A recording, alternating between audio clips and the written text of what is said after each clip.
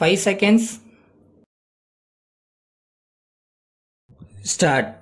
தலைவர் அவர்களே, இன்று மாண்புமிகு கால்நடை பராமரிப்பு மற்றும் மீன்வளத்துறை அமைச்சர் அவர்களால் அவை முன் வைக்கப்பட்டுள்ள மானிய கோரிக்கைகள் மீது பேச வாய்ப்பளித்த தங்களுக்கு முதற்கண் எனது வணக்கத்தினையும் நன்றியினையும் தெரிவித்துக் கொள்கிறேன்.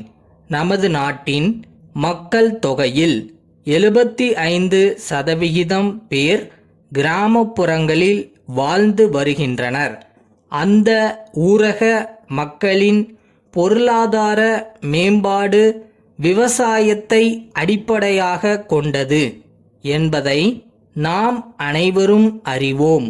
ஆனால் கடந்த பல ஆண்டுகளாக இயற்கையின் ஒத்துழையாமை, உற்பத்தி செலவு அதிகரிப்பு, விளை பொருட்களுக்கு சரியான நியாயமான விலை கிடைக்காத நிலைமை போன்ற பல்வேறு காரணங்களால் விவசாயத்தின் அடிப்படையிலான கிராம பொருளாதாரம் மிகவும் பாதிக்கப்பட்டுள்ளது என்பதை எல்லோரும் அறிவோம்.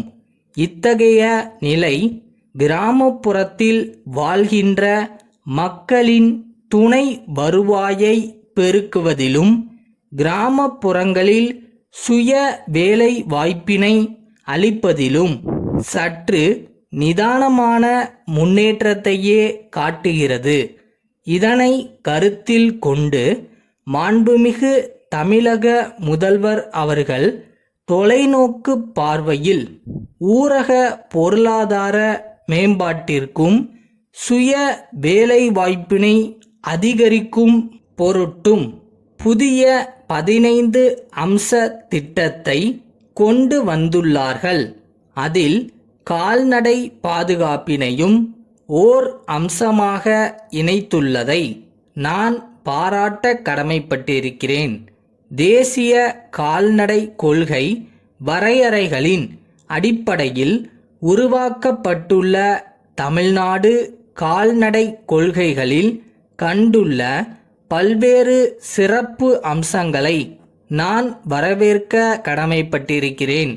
கால்நடைகளின் உடல் நலம் பேணும் வசதிகளை விவசாயிகளின் இருப்பிடங்களிலேயே அளித்தல், செயற்கை முறை கருவூட்டல் பணியை தீவிரப்படுத்துதல் ஆகிய பணிகளை கிராமப்புறங்களில் சிறப்பாக செய்வதற்காக தீவிர கால்நடை அபிவிருத்தி திட்டத்தின் கீழ் கால்நடை மருத்துவ கிளை நிலையங்கள் ஏற்படுத்தப்பட்டுள்ளதை நான் பெரிதும் வரவேற்க கடமைப்பட்டிருக்கிறேன். அடுத்து, மீன்வள மேம்பாட்டு இயக்கம் ஒன்றை அமைக்க இந்த அரசு உத்தேசித்துள்ளதை நான் வரவேற்க கடமைப்பட்டிருக்கிறேன். கடற்கரை பகுதியில் மீன் வளத்தை பாதுகாத்தல், நிலைத்து மீன் பிடித்தலை மேற்கொள்ளுதல், உள்நாட்டு நீர்நிலைகளில் மீன் உற்பத்தியை அதிகரித்தல் போன்ற திட்டங்களுக்கு அரசு முக்கியத்துவம் அளிக்க வேண்டுமென்று கேட்டுக்கொள்கிறேன். எனது தொகுதியில் மூக்கையூர் என்ற கடலோர மீனவ கிராம பகுதியில் தரமாகவும் சுவையாகவும் அதிக அளவில் மீன்கள் கிடைக்கின்றன. ஆனால் அந்த கடல் பகுதியில் வருடத்தில் ஏப்ரல் மாதம் தொடங்கி 6 மாத காலத்திற்கு தென் திசையிலிருந்து வீசும் காற்றினால் மீன்பிடி படகுகள் கவிழ்க்கப்படுவதால் அந்த பகுதி மீனவ மக்கள் 6 மாத காலத்திற்கு இடம்பெயர வேண்டிய நிலை உள்ளது. இந்த நிலைமை மாறிட கடலிலே தடுப்புச் சுவர் எழுப்ப வேண்டுமென நீண்ட காலமாக மக்கள் கோரிக்கை வைத்து வருகிறார்கள்.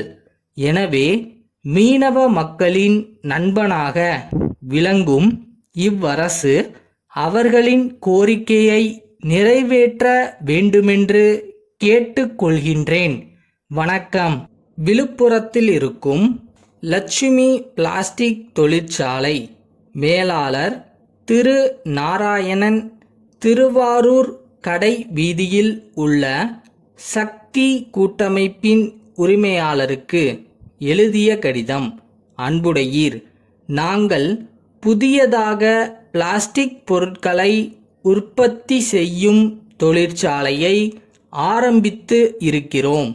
எங்கள் தொழிற்சாலையில் எல்லா விதமான பிளாஸ்டிக் பொருட்களையும் தயாரித்து அனுப்புகிறோம்.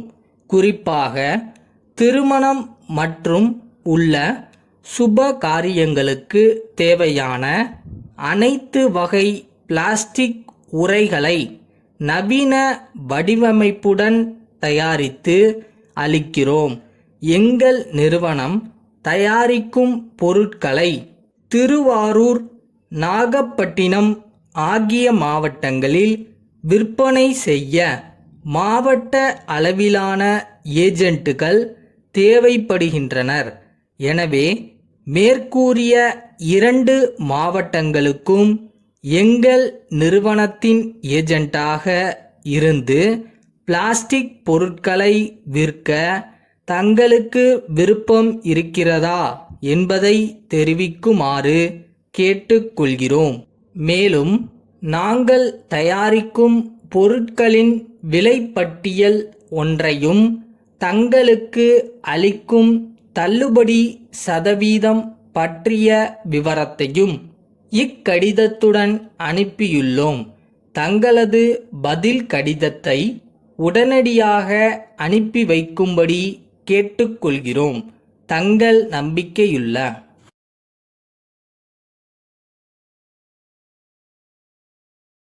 பச்சை குறி மிஸ் ஆகுதுன்னா எங்க மிஸ்டேக் பண்றோம்னு பாரு. பயிற்சியை பலப்படுத்து. அதை விட்டுட்டு முடியாதுன்னு நினைச்சு ஃபீல் பண்ணாத.